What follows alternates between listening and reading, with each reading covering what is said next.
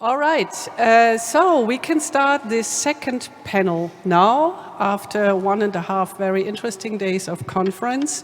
Yesterday, we had a very nice panel discussion about how to design missions in research, what the challenges are, what the bottlenecks are. We were discussing very much the importance of getting the start right and also the connecting processes, about participation, about risk, about transparency. Today, the topic is about the implementation of the missions and how we actually are going to do that. And I'm happy to introduce 3 very distinguished panelists: Neville Reeve from the European Commission, Roman Mendle from ICLEI, and Philippe Larrue from OECD. Neville Reeve is with us online, sitting in Brussels at the moment, I guess. And Neville Reeve is the principal advisor for missions in the Directorate General Research and Innovation at the European Commission. So he kind of is the father, if you want to say so, of the 5 missions we already discussed also this morning in the parallel sessions of the Horizon Europe Framework Program. Formerly, Neville was head of the sector of missions. He led the strategy and setting up of the 5 new missions launched under the Horizon Europe program. And previously, he led the strategic planning and setting of priorities for the Horizon 2020 program, including the coordination of the work program. He was trained originally as an engineer and has a PhD on the diffusion of mobile communications. Neville, hello. I hope you can also see us, maybe? At least you can. Okay.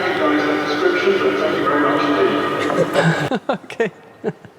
All right. So then we have Roman Mendle. He is with us since yesterday already. And Roman Mendle leads the ICLEI contribution to the Net Zero Cities. ICLEI is the local governance for sustainability group dealing with cities. And the ICLEI contribution to Net Zero Cities is the platform project to support the Horizon Europe mission on climate neutral cities by 2030. And Roman Mendle and his team enable more than 1,500 cities in the ICLEI network to navigate the smart city space and help them find and evaluate solutions for sustainability challenges.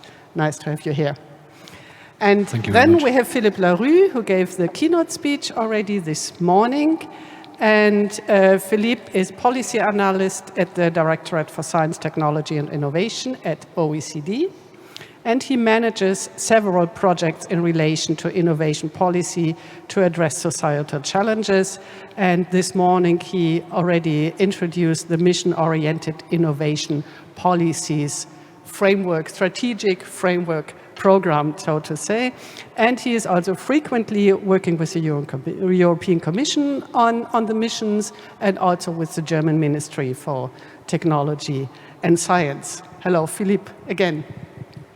So we come to our discussion now. As you see, the composition of the panel is that we tried to address the different levels of governance. We had another person, Susanne Hecker. She is an expert in civil society organizations and basic research, and she cannot be with us today because she's sick. That's a pity. But we have the different levels, and we would like to address the item of the multi-level integration of research and also the sectoral integration of research. And I would like to start with Philippe. You outlined very much the challenges and opportunities related to mission-oriented policies in your keynote this morning. Maybe you can briefly wrap up also for the others, particularly emphasizing on the international perspectives and the national differences in implementing and the missions. Thank you. Thank you very much. In terms of lessons learned for the implementation of missions, as I said, in terms of countries, I already provided you with this idea that indeed they are deeply embedded into a national system, so they're all very different. I won't get back to that, but and I take for granted that in terms of principles, we all understand now, you know, these 10 commandments of missions, and I won't get back to that. Be bold, be ambitious, be solution neutral, increase citizen engagement. I take that for granted.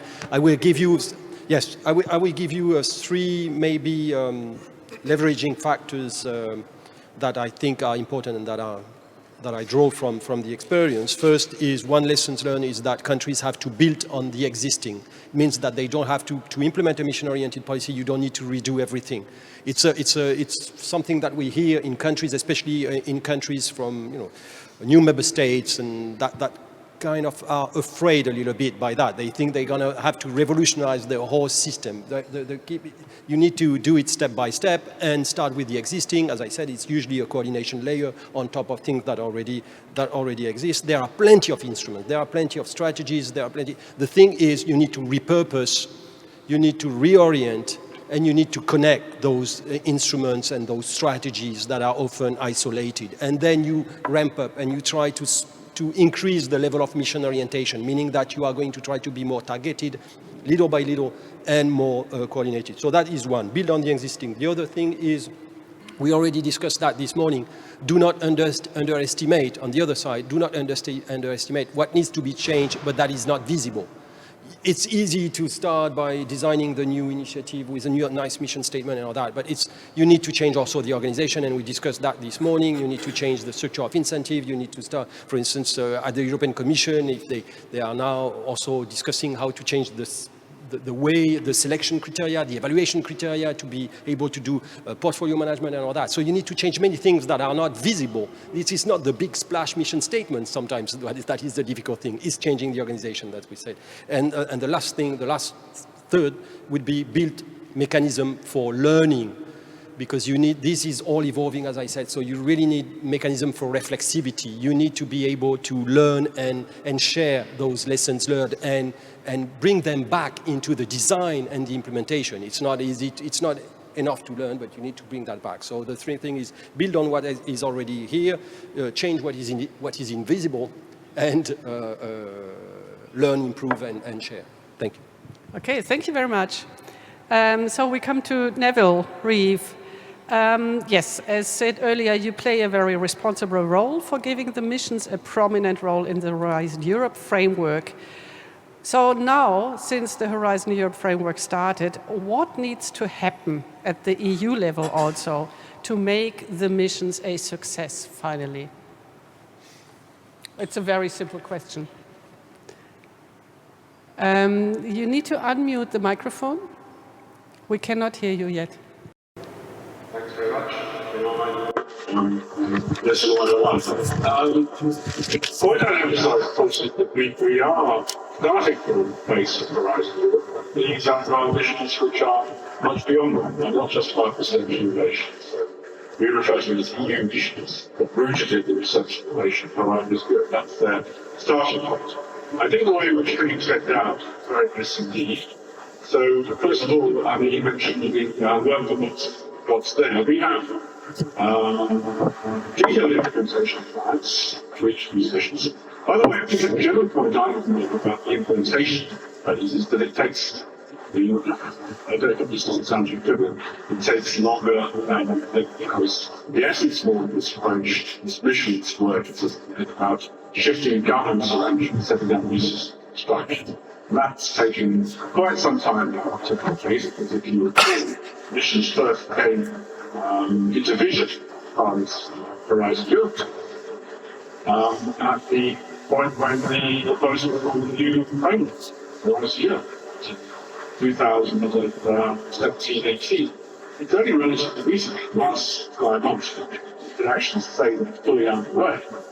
So it's taken a long time to set up all those elements, the implementation plans, the advisory structures, the governance arrangements. Working with what you've already got is incredibly important.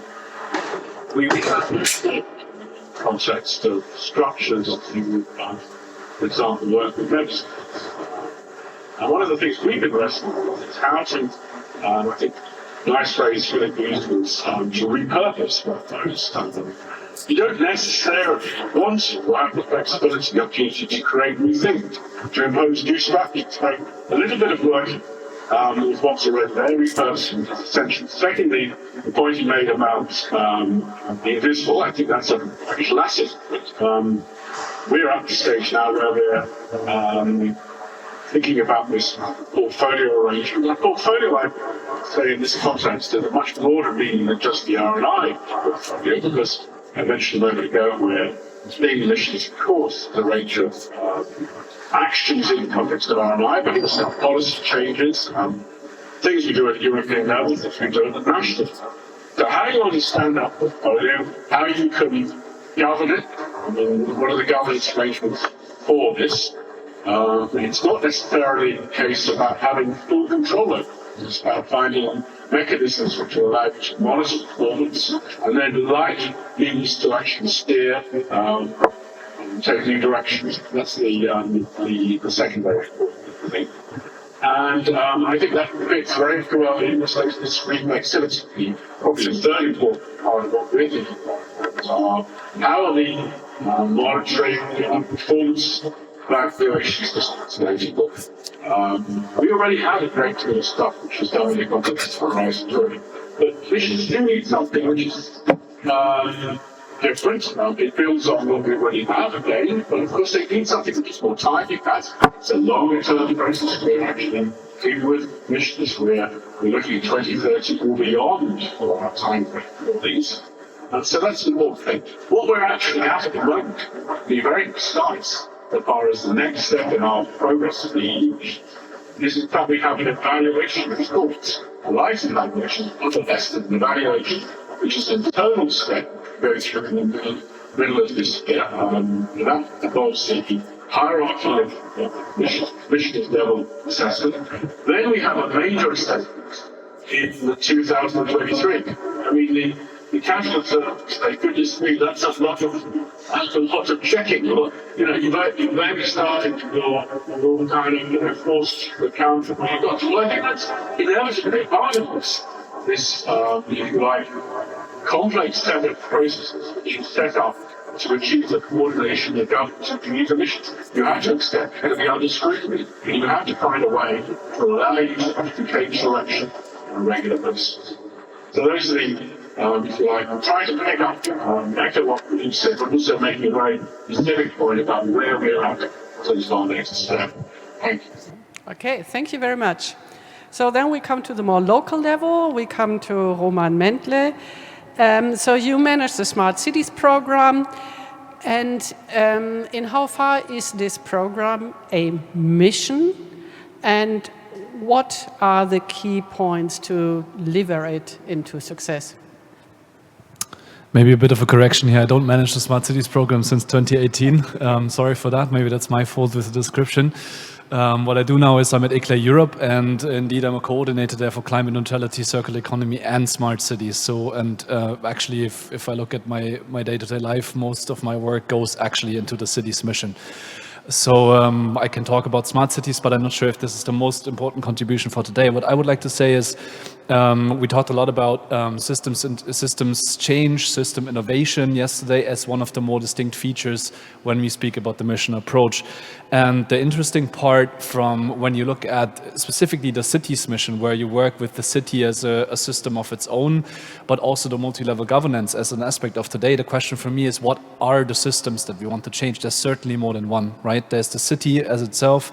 We have the climate city contract as a very distinct instrumentarium or feature of the city's mission, where cities are supposed to do horizontal integration with their stakeholders, their ecosystems, get the citizens on board in a different way than they have been before. So that's fine. But when you then look at the multi-level governance dimension of it, there's a range of different elements that are, for me still, and for many others that I work with, big question marks. So one is, of course, now you have the EU mission that directly speaks to cities, but how do you get the 27 member states on board basically with that? Because we know that a lot of the major questions, they're not really as levers in the hands of cities. They sit with national governments, regional governments, the finance discussion, structural funds, and so on. So there's no way that we can achieve climate neutrality in those 100 selected cities without effective multi-level governance in that perspective. And also I would like to mention a global dimension as well. I mean, sure, this is a EU mission, but we have a global climate regime. We have the Paris Agreement that we're working towards. Most of the science sits with things like the IPCC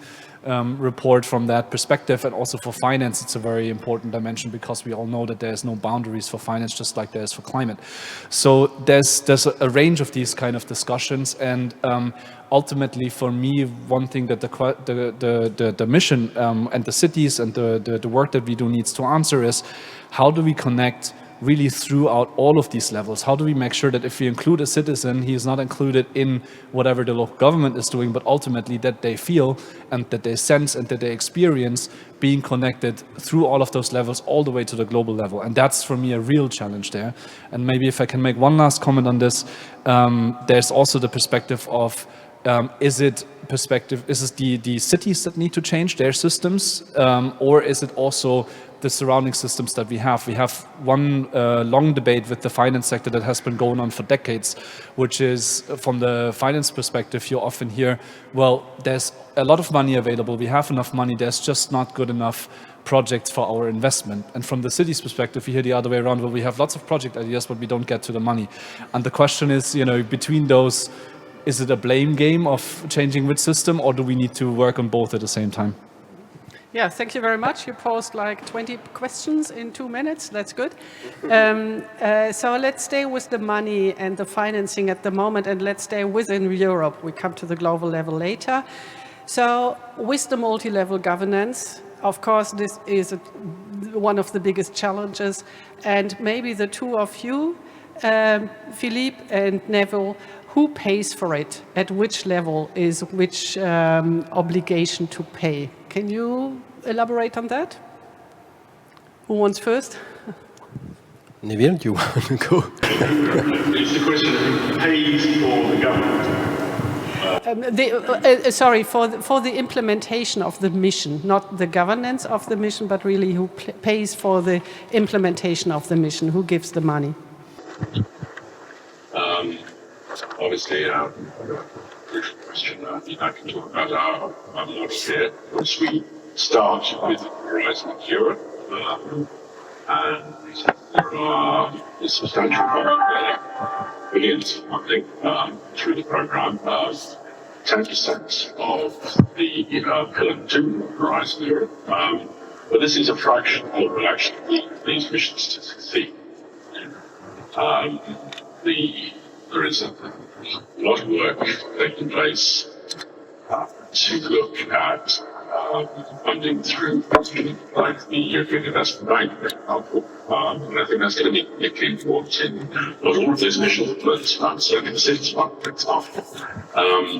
We have spent a huge time on, and we're not there yet, but will take place in untapping the support available, financial support available through the rest of the EU's program. And, one of the features of our early effort to create an internal governance at the Commission was to set up what we refer to as mission ownership. The point about this is that there is a shared ownership, a common ownership of these missions. They are not just about research and innovation. They are really relevant to a whole range of programs which we have at the EU level. That is requiring quite a shift in the way in which our relationship with the other programs operate. I mean, I think it's been a thing that we've been working towards for a number of years, but I don't think we're there yet. I mean, we've perhaps seen traditionally the research innovation support these other programs, but what we want to see is that these other programs can see the opportunity for missions to actually to use the missions to support, to, if you like, to, in a very active way, to deliver on their own priorities. It's not just a sort of one-way thing where RMI towards other things, it's the other programs really getting right into the heart of it and seeing their engagement totally embedded in the way in which these missions operate. Of course, funding it at a local level, a regional level, is crucial for this. We've spent a lot of time still work ongoing to identify the right mechanisms so that regions can see the opportunity of supporting these or being involved in accessing, of course, the very, very considerable funding which exists there. So it's not just about RNI, it's about making that shift from the RNI base to other things. I think what's also crucial to any of these activities to try and access further funding is you've got to provide a very transparent mechanism so that if people invest in this, they can see their return. And so that actually connects with the way in which you do the evaluation and monitoring. So we would say, please, we have an opportunity here, you can put your money in. They've got to see how that money then comes back to them or how their returns are actually developed. So that's another part of the story, I think, I hope, about how we're working on this. I haven't begun to explain how we actually operate with national programs, and that's a work which is we're still very much involved at the moment. In fact, Philippe, I'm very glad to say, is actually working with us on that, and looking at, very shortly to be looking at how you set up governance arrangements in a truly international setup, which will allow you to access the support from these sorts of factors. But it's clearly that it's sort of different stuff or an arrangement we have had something which would be inside the EU. Anyway, I hope that covers some of the aspects which we're focused on. Okay, you want to further? Yeah, well, so who pays? I'm going to start by the principle. In principle, everybody. That's the beauty of the mission, that's according to the mission Bible, there would be more, everybody participate in designing, defining the mission, so there is more inspiration, there is more engagement, there is more commitment, so not only the government, but everybody, hands in hands, would pay. In reality, that you won't be surprised to hear that it doesn't happen that much yet, so most of the money, if we look at, more at national level, it's mainly national government that pays. There are some nice initiatives, nice and interesting initiatives, like for instance, as I said this morning, the Dutch with the top sectors, they have tried to formalize the commitment of the private and public stakeholders through what they call the covenant, which are 4 years kind of big contracts, which are non-binding, I have to say, but still they associate to the missions and to these action plans that I described this morning, there is clear commitment, financial commitments through the 4 years that come. So there is that. The UK also, they have what they call the sector deals. There is one in aeronautics, and these are also, these deals show and formalize the mutual commitment of the government and of the private sector at industry level, so it's collective, toward the missions and toward the challenge funds and all that. So that is interesting, but again, most of the money come from government, and it mainly it starts coming also a bit from regions. It will come through the EU money, the structural funds that become a bit more mission-oriented now. As I said this morning, the smart specialization strategy, there are some nice, interesting initiatives here to make them a bit more mission-oriented. So that we will see more of that. One thing that I want to say about the crucial question about who is paying is also in terms of budget, what budget within the government. And as I said this morning, it's mainly research and innovation authorities that still leads. So that means that it's still very much research and innovation money. Yeah. And paying maybe for something that go beyond research and innovation, just like Neville says. So you see the discrepancy here, and you can see the claim coming from researchers saying, oh, be careful. For instance, I'm sure Neville hear that every day, researchers coming and claiming, saying, okay, if you say that goes beyond research and innovation, then not only Horizon Europe should pay for that. What is the contribution of other programs? So you see the kind of debates, and you see the discrepancy between the scope of the mission and the structure as they are today, the administrative structure, the budgetary structure. So here there is something that is now, people like Neville are trying to resolve and try to connect. Mm-hmm. But that's not an easy task. You need to convince a lot of people to get them to commit finance. Is there maybe also an issue of timing when we put it in a temporal dimension? You mentioned the 4 years, and of course in research and technology we are used to these 3 years, 4 years, 5 years cycle. When we have the notion of change, when we have the notion of transformation and transition, we have to look into a much longer time perspective. And is that maybe something where also different sources of budget come in at different points of time? Are we already so far to be able to frame that? What we see is that the time frame, this mission framework in general, has allowed a longer time horizon, that for sure. So now if you think about the Japanese, they have objectives for 2050 or 2040, and some of them 2045.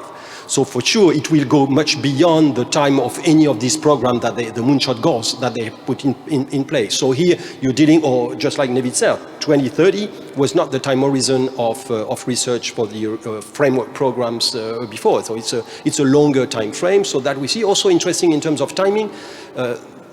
We see in mission-oriented approach a lot of use of what they call stage gate approach, where you have a long-term horizon, but you try to stage it, meaning that you say, okay, we think about 2030, but in 2 years' time, we're going to look at what you've done, and the next phase, there will be again a selection, and we will see. So that is also interesting. Now, in terms of what type of money at what moment of the cycle, you see this type of experience that are initiative that I described this morning, like Pilot E in Norway. You see that there is now they look at the whole innovation chain, and there is a clear allocation of role and like a scenario, like a narrative to tell you, okay, you are going, this project is going to start from there, and there will be money from here, and then when you will reach that stage. So it's not, the relay is much more seamless. It's not like, okay, we're going to fund you and you will see for yourself what happens next, whether you can go to another door and get to another funding. Here you integrate that. But again, that doesn't happen all the time, and there are many issues. Thank you. Good. Then let's come to the geographical location, maybe to a Roman question. Do you think that every city among your 1,500 cities, every geographic location is ready to embark on the missions? Are there differences? Are some more ready to start on it than others? So the 1,500, just to correct that, they're actually 2,000, but they're globally, right? So like in Europe, we're talking about a smaller group of cities. When it comes to their readiness, I think this is a very difficult question, because how do you define ready to embark? Is it about the ambition? Then I would say many of them are yes, definitely ready to embark on the missions. We had an amazing round of applicants for the European Cities Mission. I mean, many of you might know that there was 377 applicants to be selected for the 100, which is quite impressive. You have a lot of readiness from that perspective. Also in terms of the things like action planning, strategies, and so on. Many cities actually know what they would like to do. And that's the interesting part around it, because the mission doesn't come into a vacuum. It comes into 30 years of climate work in many cities and many places, and excellent climate work at that. So what does it mean, readiness, right? To some extent, the missions are even late, I would say, to the game when it comes to what is happening in cities. The other question is, though, like, why haven't more things happened so far? Why is there still this notion that we need a sensation like a mission? Why is there this good feedback? A lot of these kind of structural issues. Just to come quickly back on the finance discussion, I think one of the challenges is that there's a big difference between funding and finance. And luckily we are here in Europe, and the cities that are applying for the mission are here in Europe, so they have an amazing funding structure in place as opposed to many other places in the world. But there's a bit of a dichotomy there between funding being something that covers cost, that is usually taxpayers based, basically, right? Like we're spending tax money on it, which is excellent. And then finance being the other perspective of, well, somebody wants to invest in what we perceive as a sustainability market to some extent, right? Like with a return on investment, with a business model. And one thing I would like to challenge there is that very often we talk about finance as if it's very natural that private capital, of course, wants to see a return on investment, otherwise nothing works.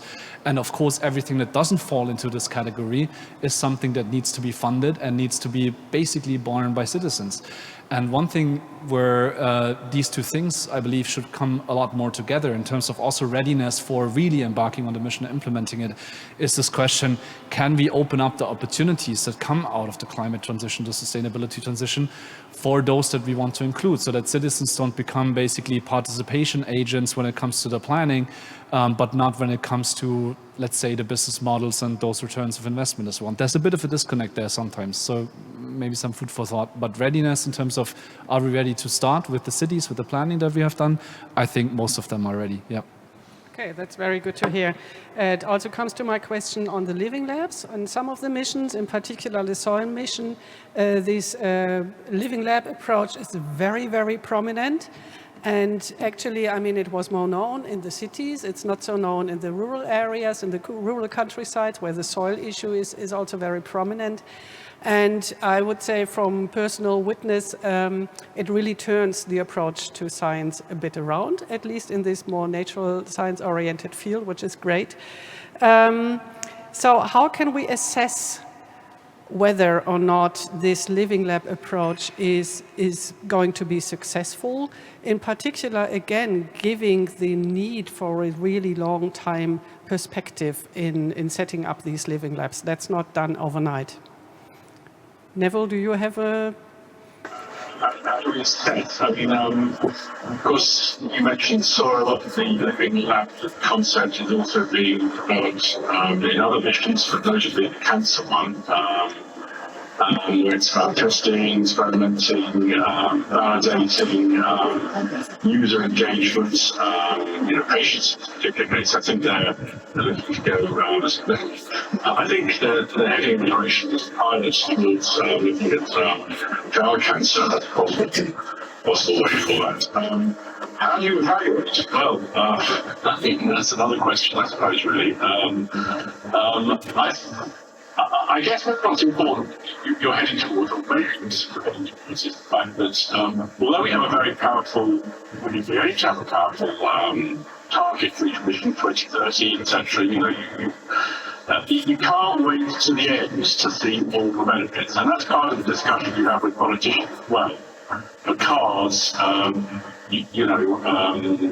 inevitably, normally politicians have a lifespan which is probably going to be less than the length of your missions.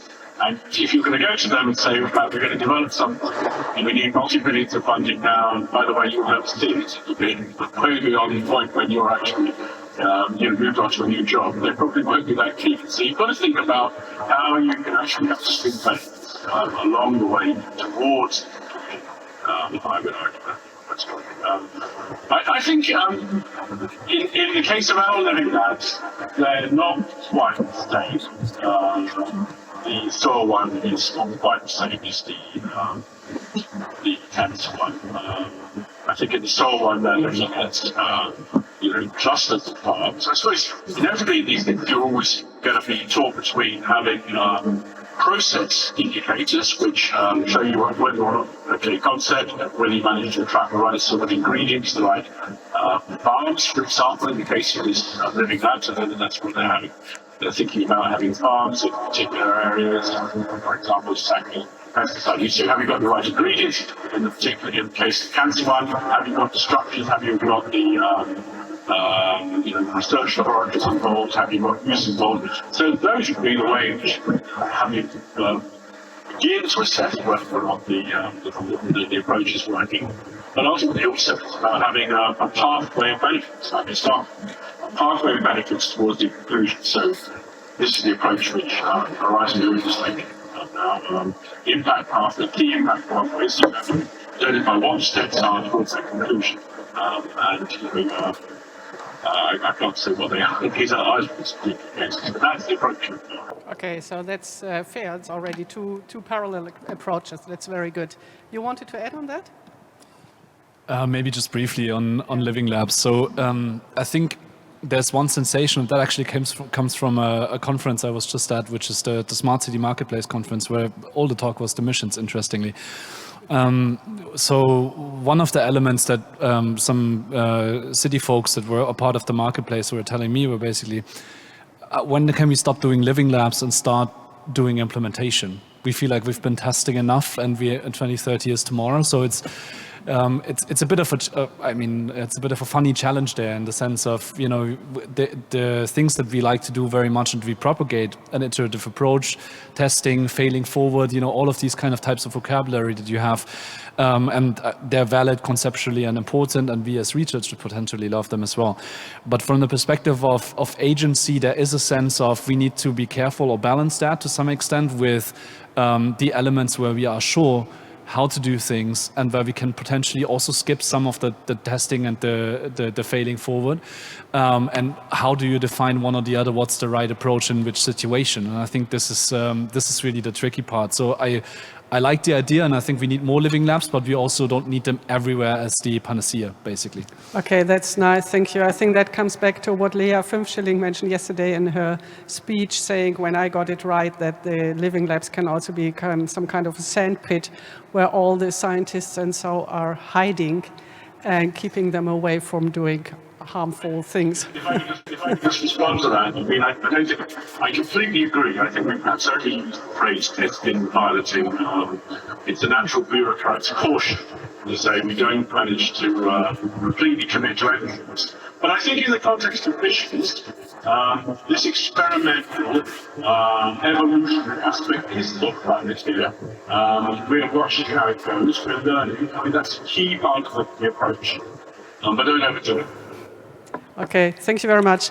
So we come to the sectoral integration. We have discussed it yesterday already, and Philippe was pointing out the challenge for integrating all the sectors, getting everyone involved in the missions.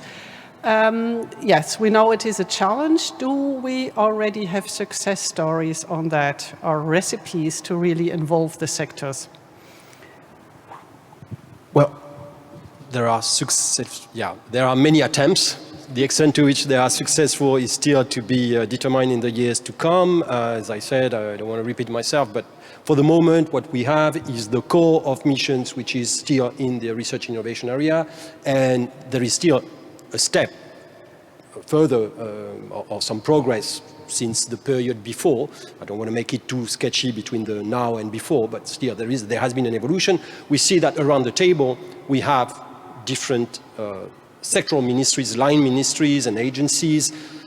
Still, there has been no or very little transfer of leadership. The leadership remains where it is, and they have a seat, but they don't have a leadership role. They are often the challenge owners. The extent to which in years to come they will be able to really initiate their own initiatives and lead on that, and have research innovation being a contributor, not the leader, which in many of these big challenges would be what we need, because we don't want all the solutions to be searched for only in this area of technological and scientific options. So here we see that. As I said, what is interesting is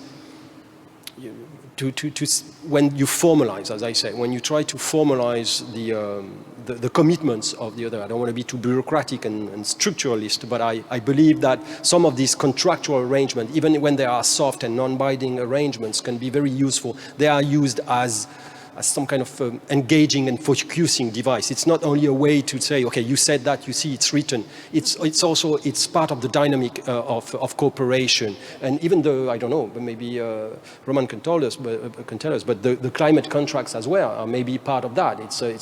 It's not only an issue of saying who's going to commit, but it's also a way to say maybe it's going to become a label of some kind of quality, whatever that means, that you might use and leverage in certain EIB or others. Maybe you want to say something about the contracts? I'm sorry. Yeah, happy to. I mean that's the idea. It's not from us as ICLEI, but it comes from the mission itself, from the mission team, from the commission, actually, to basically say once you have a climate city contract that also has an action plan and an investment plan as an attachment, then there should be a mission label that basically lends them some form of guarantee that somebody has looked over this and approves of it. And I think this is an important part of what the mission is also offering to cities with particular eye on finance. The element for me when it comes to sectoral integration, though, is that on the one hand, the Climate City contracts try to be as cross-cutting as possible. It's really about bringing everyone from across sectors, from across the silos together, and then kind of defining what are the most joint levers or the most effective joint levers that we can pull to get to climate neutrality.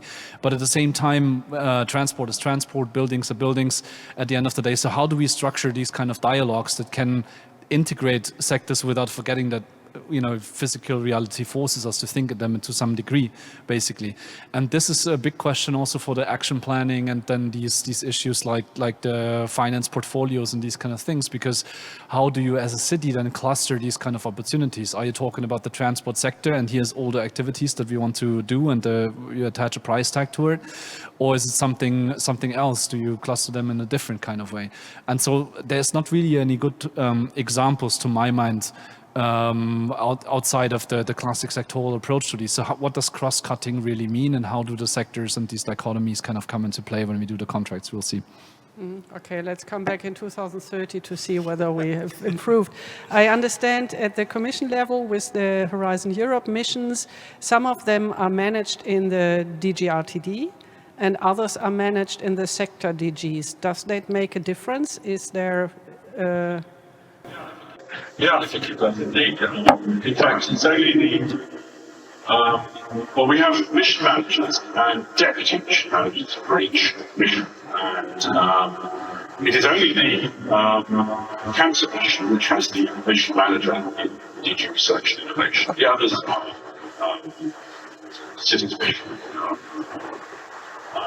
DG Move, the climate one in DG Klima, the oceans one in DG Mare, the soil one in DG Agri. This is a really in getting that buy-in. Really important. These mission managers are, in the sense that people are trying to break down the barriers and create those connections with other programs. You see the result in the way in which, for example, the Climate Mission is embedded in the work that Klima is doing. Similarly, in the way in which the Cancer Mission is embedded in the work that the DG Starte is doing on the cancer plan. There we really see a lot of policy benefits there. I think we've still got some those financial benefits. But in terms of that ownership, this has been such an important step. Okay, no, then that's very good. I would like to encourage also the auditorium to place questions if you have some and ask there is a question in the chat and I would go for that. Markus? Yes, thanks, Karina. There's a question from a colleague who is following also the 2 days already from Judith Tierstip from the Institute of Work and Technology. And she is asking, is financing the implementation of a mission only a question of money, or could it be also alternative currencies like time or engagement by local actors? And she's not posing the question to a specific person, but I guess Philippe and Neville, you can maybe say some words about, did you maybe even count on that, or are we depending on that engagement and time resources which you cannot pay by money? And maybe Roman, I know you are experienced in engaging people locally and maybe not only for money. Is it realistic that people become engaged? Can I start just, as I already mentioned, we've done a study on research and technology organizations and their role in sustainability and their role in missions. And we've seen that many of these, especially the largest RTOs, like, of course, Fraunhofer, CEA in France, but VTT in Finland and SINTEF in Norway, all these, they often have a key role in some of these mission-oriented initiatives. And they play a role not only to provide the research, but also something beyond that we defined as a role of system intermediaries, because they have this capacity to speak to different words and to try to bring the different actors together. So they have this convening power, as we say. And here comes the issue of money. That means, they're not, of course, if they are coordinator, they're going to get some money for that.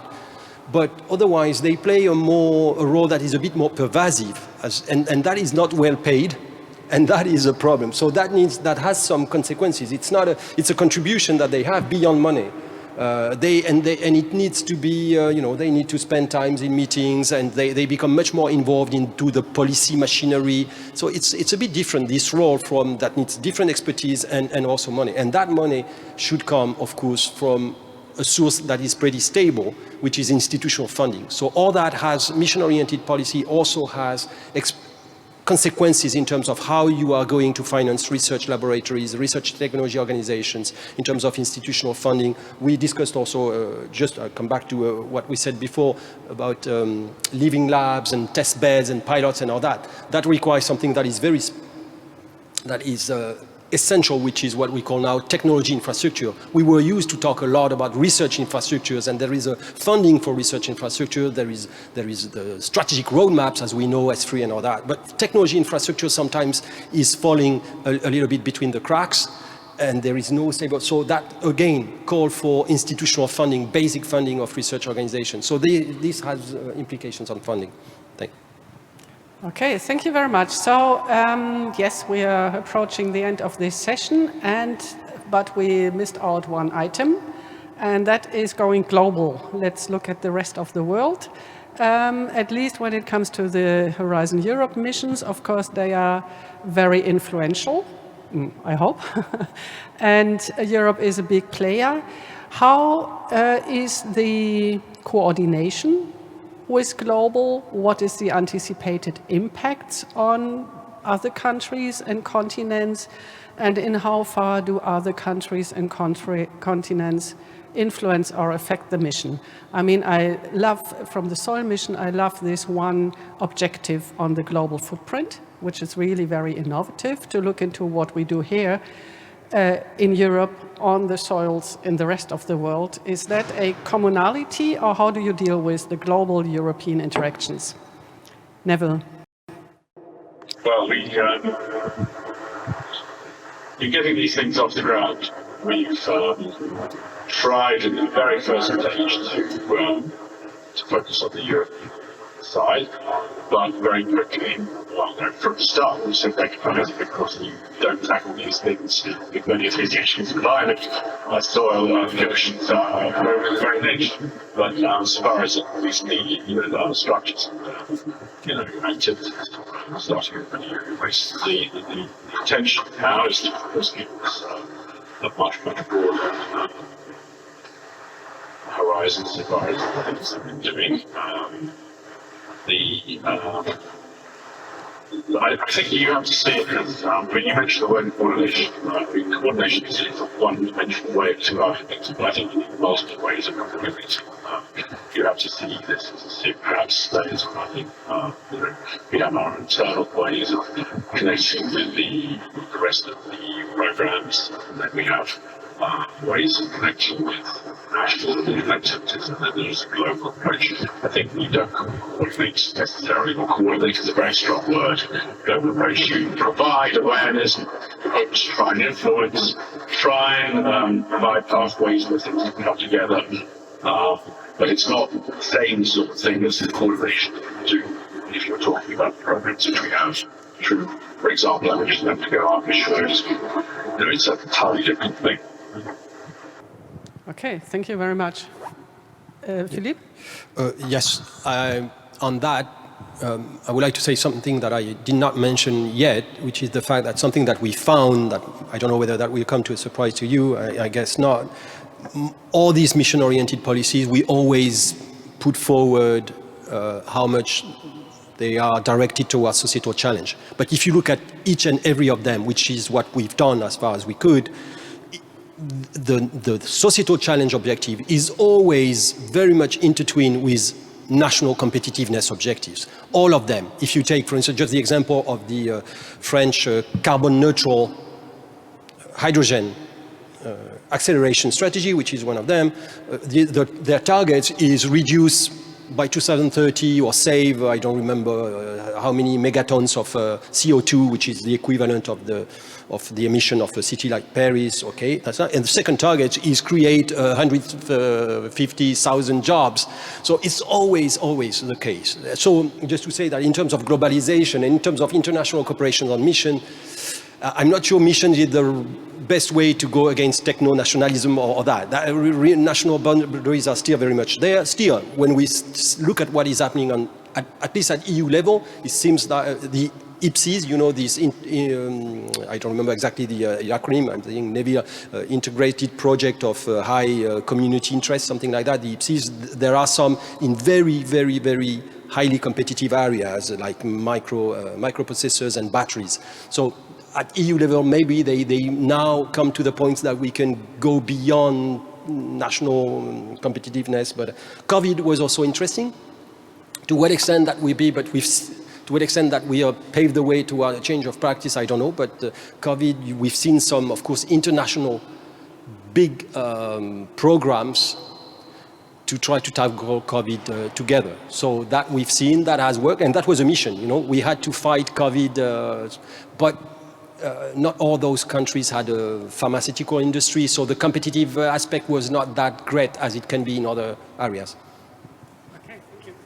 Maybe one response from the climate perspective or the sustainability perspective. So ICLEI is the local governments and municipal authorities' focal point towards the UN, and we've always been very integrated in terms of the global climate regime. So maybe it comes natural that from our perspective, it is actually crucial and very important that whatever happens here in Europe in terms of the mission is very well plugged in and in touch with what is happening with the global climate regime.